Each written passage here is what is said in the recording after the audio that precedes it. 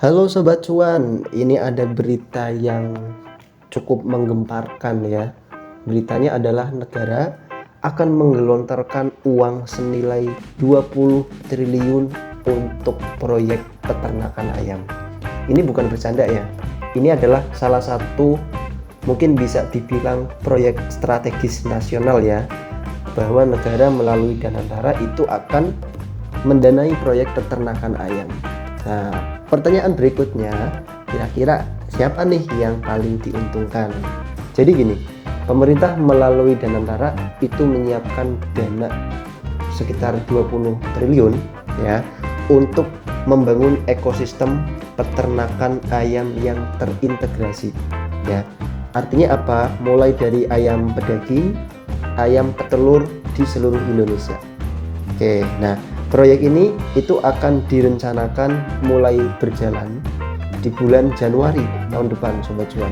Dan ini pastinya menjadi bagian penting dari salah satu program prioritas pemerintah. Ya, betul sekali ya. Dari program MBG atau makan bergizi gratis. Sekaligus ini juga upaya untuk memperkuat ketahanan pangan nasional. Nah, seperti itu. Nah, tapi di balik ambisi besar ini ya 20 triliun, biasanya muncul beberapa pertanyaan penting. Kira-kira apakah Danantara itu akan benar-benar memperkuat peternak kecil atau justru menciptakan pemain raksasa baru di industri pangan? Oke, jadi mari kita bahas ya. Di sini setelah saya menelusuri website dari idx.co.id gitu ya, ternyata di dalam keterbukaan informasi saya menemukan beberapa informasi yang cukup menarik. Sebagai investor kita pasti akan melihat kira-kira emiten mana aja yang diuntungkan. Nah, saat ini dari semua emiten ya, beberapa emiten yang bergerak di sektor perayaman, poultry ya, sebut aja Java, Cepin, Main, Ayam, dan WMUU, itu ada satu emiten yang baru saja menyelenggarakan public expose. Ya betul, nama sahamnya, nama emitennya adalah PT Janu Putra Sejahtera atau kode sahamnya itu adalah Ayam. Nah, di sini Ayam telah menyelenggarakan public expose di awal bulan Desember tahun 2025. Mari kita lihat ya kira-kira hasil dari public expose serta materi apa yang disampaikan ya. Tentunya sebagai investor kita harus menangkap peluang sekecil apapun. Oke, sekarang kita udah masuk ke salah satu emiten yang telah menyelenggarakan public expose tanggal 1 Desember ya, yaitu PT Janu Putra Sejahtera Tbk atau kode emitennya adalah Ayam sesuai dengan namanya nih ya. Nah, sekilas tentang perseroan ya, perusahaan ini sudah berdiri cukup lama Sobat Cuan, dari tahun 2007 dan pastinya bergerak di sektor peternakan unggas dan poultry atau poultry ya. Fokusnya ini adalah pengembangan usaha yang terintegrasi. Di dalam perjalanannya Ayam itu memang berkembang menjadi salah satu pemain di industri perunggasan nasional ya, dengan penekanan di kualitas produknya pastinya ya, efisiensi operasional dan keberlanjutan. Nah, ini menjadi salah satu model ya, di mana arah kebijakan pemerintah ya kurang lebih 5 tahun ke depan itu kan MBG. Pastinya perusahaan yang ada di sektor makanan ya, terutama di sektor ayam ya atau telur, itu pasti akan diuntungkan. Nah, kita akan bedah ya lebih dalam dari kekuatan bisnisnya si Ayam. Di sini kita bisa lihat bahwa Ayam ini dari model bisnisnya itu hampir menyentuh seluruh rantai industri. Yang pertama kita bisa lihat bahwa Ayam itu menjalankan budidaya ayam ras pedaging atau broiler ya. Jadi ayam yang warna putih ini nih. Ya, kemudian yang kedua, si Ayam ini juga ternyata punya budidaya ayam ras petelur atau layer yang ayamnya itu berwarna merah. Yang ketiga, pastinya Ayam itu mengembangkan pembibitan ayam lokal dan hasil persilangannya. Termasuk budidaya ayam lokal ini menarik Sobat Cuan, karena segmen ayam lokal pastinya punya pasar yang lebih stabil ya dibandingkan dengan yang broiler.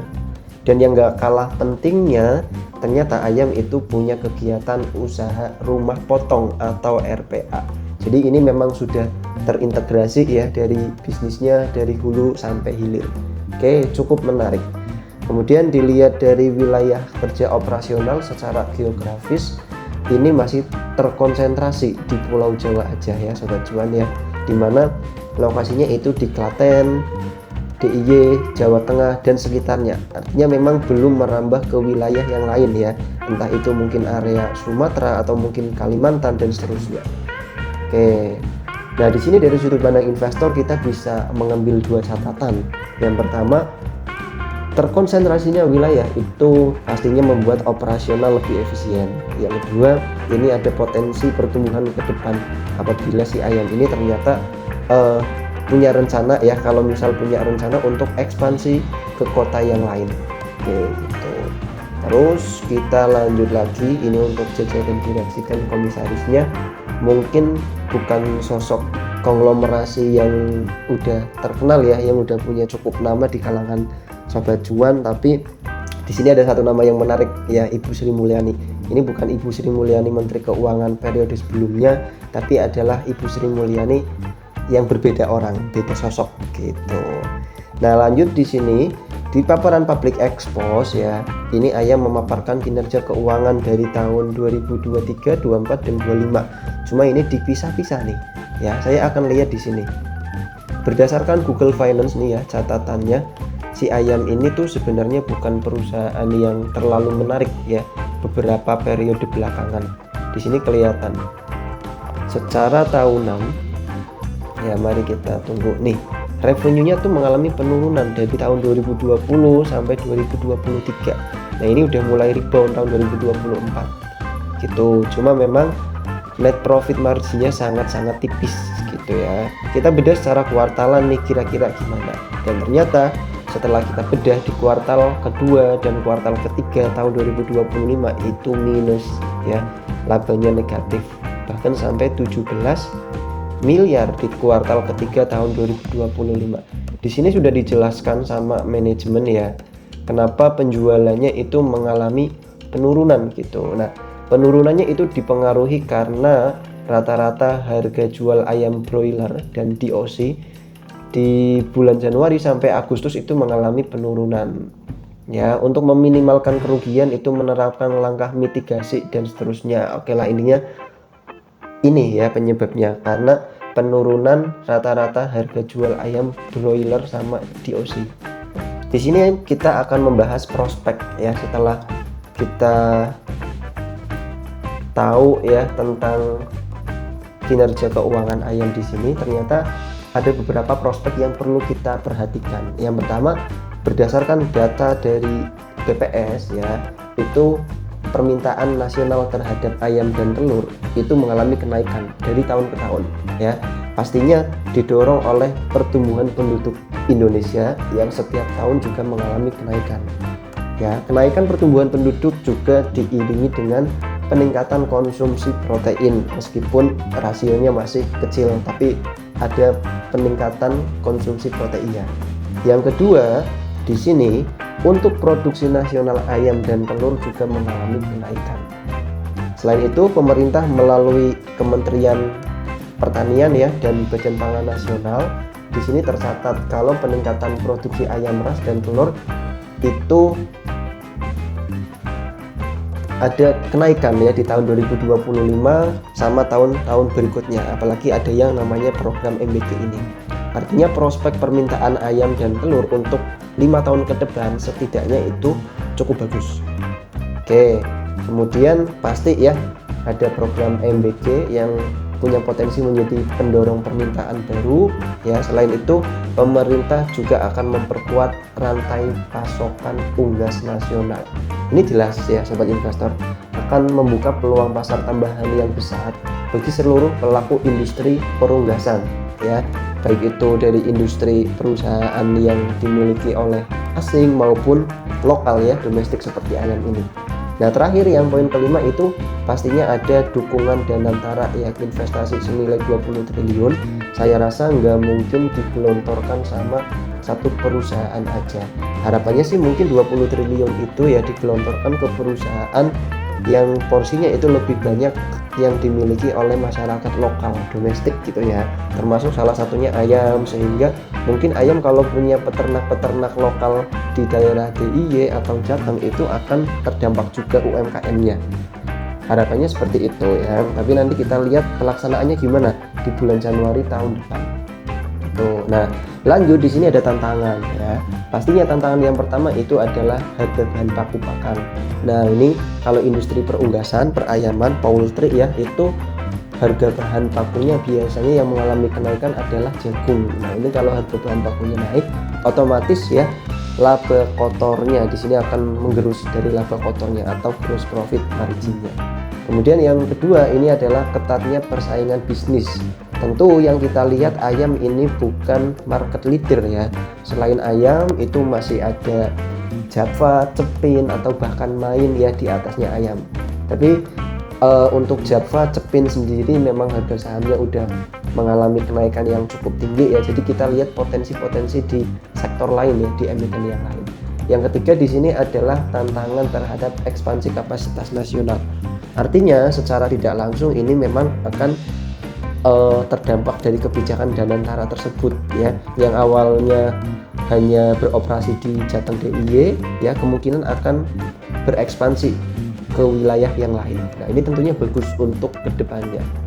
Oke, secara keseluruhan ya, meskipun di tahun 2025 ini ada dinamika tantangan harga pakan ya, distribusi dan seterusnya, tahun 2026 itu bisa menjadi sinyal yang bagus ya. Ada ruang optimis bagi perusahaan sektor poultry untuk meningkatkan efisiensi dan menangkap peluang yang ada dari program MBG.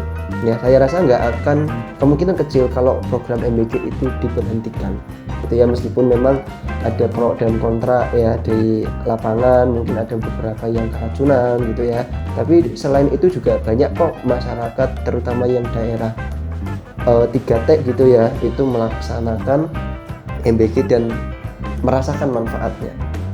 Oke, seperti itu. Nah, di sini kita akan lihat ya, langsung aja dari beberapa pertanyaan yang disampaikan sama investor. Oh, hilang tadi ya. Ayam di sini. Laporan hasil public expose. Kita akan lihat di sini kira-kira hasilnya gimana. Ini ada pertanyaan pertama. Mengingat rencana pembangunan hatchery di dekat IKN, bagaimana sinkronisasi alokasi capex ya dan seterusnya. Nah ini jawabannya langsung. Rencana di Kalimantan, tapi karena seluruh PS dan GPS ada di Jawa, akan dibangun di Kulon Progo masih DIY. Jadi memang ini akan ekspansi nih, punya potensi ke luar Jawa. Nah kita lanjut pertanyaan yang ketiga. Ini ada yang banyak menarik nih. Kinerja kuartal ketiga itu mengalami penurunan, tapi kenapa harganya naik? Melihat prospeknya, apa strategi yang dijalankan dan berapa capex yang direncanakan, dan kemana targetnya, bagaimana sumber pendanaannya? Ini pertanyaan yang bagus. Pergerakan harga saham, oke, karena mekanisme pasar ya. Menghadapi 2026 ini akan fokus unit usaha yang stabil dan memberikan kontribusi. Oke ya, ini terutama bisnis layer, kayak bisnis layer serta penguatan kapasitas breeding layer ya. Kemudian ini akan dilakukan semester akhir, berarti di kuartal keempat tahun 2025. Oke, ini udah mulai berjalan harusnya berarti. Yang berikutnya di sini ada rencana anggaran belanja modal. Alokasinya lumayan gede ternyata, 130 miliar. Ini akan diarahkan pada pengembangan unit layer dan komersial. Oke, cukup bagus ya. Jadi tahun 2026 akan ada tambahan belanja modal ya. Sumbernya itu dari kombinasi kerjasama strategis, alokasi laba, dan tetap mempertimbangkan prinsip kehati-hatian. Mungkin nanti di laporan kuartal tahun 2025, laporan tahunan yang saya maksud itu akan ada penjelasannya. Nah nanti kita lihat aja sumber pendanaannya dari mana. Oke, lanjut pertanyaan berikutnya ya. Pertanyaan nomor 4 ya di sini. Oke, prospeknya, strateginya, dan penyerapannya ya, ini kurang lebih hampir sama dengan pertanyaan yang ketiga tadi ya. Di sini target 135 miliar itu realistis tapi menantang, tergantung stabilitas harga ayam. Nomor 5, Danantara akan menggelontorkan 20 miliar ya. Kemudian apakah manajemen ayam itu udah secara resmi atau enggak? Nah, di sini jawabannya nih. Oh, ternyata belum berkomunikasi secara resmi. Tapi di sini ada yang digarisbawahi ya, ada yang ditebalin di bold. Ternyata Perseroan itu melihat ada impact ya atau manfaat yang cukup besar di industri unggas. Jadi mungkin secara tidak langsung memang Danantara belum berkomunikasi secara resmi, tapi pastinya akan berdampak ya dengan kinerjanya. Oke, ini pertanyaan yang terakhir nomor 6 ya. Kurang lebih sama dengan kondisinya. Nah, ini tinggal itu aja sih ya terkait kinerjanya, tinggal kita lihat aja nanti kira-kira di kuartal pertama tahun 2026 itu bagaimana, atau setidaknya di laporan kuartal keempat ya tahun 2025 apakah mengalami kenaikan, perbaikan atau enggak. Kalau misal mengalami perbaikan berarti cukup bagus gitu. Tapi seperti biasa ya Sobat Cuan, kita lihat secara teknikal nih, meskipun secara fundamentalnya jelek ya, ini keterbukaan informasi rilis di tanggal 1 Desember kalau nggak salah tadi ya, public expose-nya. Di sini 1 Desember itu harus sebelum 1 Desember harga sahamnya udah naik duluan. Artinya biasanya ya ini udah ada euforia, dan kenaikannya itu nggak cuma kenaikan sesaat aja, tapi kenaikan yang berkelanjutan di sini. Kita lihat ya di sini harga saham ayam dari awal pertama kali listing tuh harganya cenderung sideways. Ya memang sedikit uptrend, tapi uptrendnya memang bener-bener lama banget. Ya, untuk saham yang kayak gini sidewaysnya lama itu biasanya memang sekali naik ngeri gitu ya. Di sini kelihatan tanggal 12 November itu ada transaksi langsung harga sahamnya naik 14% ya, terus 3 kali naik 1 2 3 breakout nih. Ya, kemudian membentuk pattern nih di sini. Ya, ada pattern yang polanya itu mirip kayak apa? Kayak paruh ayam. Nah, di sini yang menarik ya, sahamnya ayam, polanya tuh pola kayak paruh ayam. Ya, ascending triangle gitu. Secara target ini ada potensi target penguatan ya ke 410 sampai 414 ya dalam jangka pendeknya. Meskipun saat ini harga sahamnya masih suspend ya. Kalau memang suspendnya 7 hari, berarti ada potensi hari Selasa itu open suspend. Ya, kemudian bagi Sobat Cuan yang belum punya itu, kalau misal mau tunggu harganya turun dulu, mungkin bisa tunggu di sini kenaikan sebelumnya ya 378. Tapi kalau misal yang udah punya bisa di hold aja ya, karena masih ada potensi kenaikan ke 410 hingga 414. Nah, selanjutnya kalau misal skenarionya itu melanjutkan kenaikan ternyata gitu ya. Kalau misal skenarionya melanjutkan kenaikan, atau misal kita bikin trading plan dulu deh ya, mulai dari sini ya. Misal mau masuk besok langsung nih, kita ambil posisi di sini 390 ya. Dalam jangka pendek kita batasi resiko di sini dulu sekitar 3% ya di kenaikan tertinggi sebelumnya. Untuk targetnya itu di sini ya, berarti target penguatan jangka menengah ya itu ke sini dulu, ke bawah. Oke, 414. Jadi secara risk to reward ratio 1:1 gitu. Kemudian kalau misal kita pakai ini ya, kita pakai Fibonacci, kita tarik garis ke bawah sampai paling dalam. Nah, di sini bisa kita lihat bersama Sobat Cuan.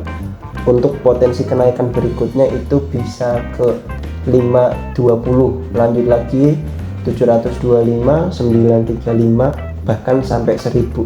Ini untuk jangka panjang ya, karena program MBG ini pastinya akan berkelanjutan sampai periode pemerintahan ini berakhir ya. Makanya sektor-sektor yang terdampak itu pasti akan naik ya, ada potensi kenaikan sampai 5 tahun ke depan.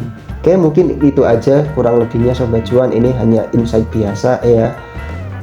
Semoga bisa bermanfaat ya. Ini disclaimer, bukan rekomendasi beli atau jual. Yang terpenting Sobat Cuan bisa tahu kira-kira prospek kedepannya gimana, nanti bisa dihitung sendiri atau cari informasi tambahan gitu ya. Kalau misal mau buat di trading kan jangan lupa batasi resikonya. Oke, sampai jumpa di video berikutnya.